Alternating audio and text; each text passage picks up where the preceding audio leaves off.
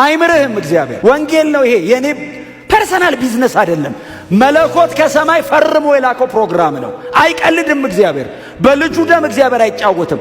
አንድ ልጁን ገሏል። ለከለ ላበድር አልችልም። የኢየሱስ ብቻ ነው ይሄ ሥራ።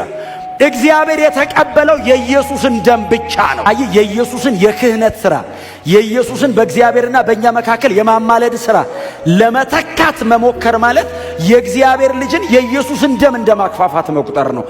ኢየሱስ ከመለኮትነቱ ላይ ሰውነትን ጨምሮ የተዋረደበትን ጉዳይ ለሰንበዲ ብሰጥ ማለት ነው። እውነቴን ነው የምላችሁ። እምነቱ እንዲደራጅ አይደለም የምሰብከው፣ የተጻፈ ነው።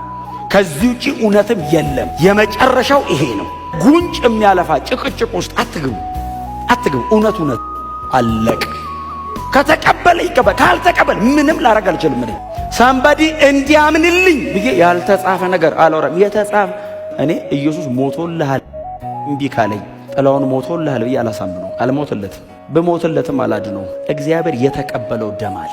ቁጣው ኃጢአትን ለመበቀል ሰውን አይደለም እግዚአብሔር የሚበቀለው፣ ኃጢአትን እኮ ነው የሚበቀለው። ሰው ለምንድን ነው የተቀጣው? ኃጢአት እላዩ ላይ ተገኝቶበት ነው። አውርድ ኃጢአትህን አለው እግዚአብሔር። የት ላውርደው ሲለው ልጄ ላይ አለው። አላወርድም ሲለው አንድ ላይ ልጄ ላይ አርገው። ያው ስላንተ ኃጢአት እኮ የፈሰሰ ደም ያንጻ፣ መስቀል ላይ ውሰደው ሲል እምቢ ይላል። ሰው ልከኛ ነው። ይሄንን ሥራ ለመስራት እግዚአብሔር አንድ ልጁን ነው መስቀል ላይ የገደለው። አንዴ ነው የሆነው፣ እሱንም ኢየሱስ ነው ያደረገው።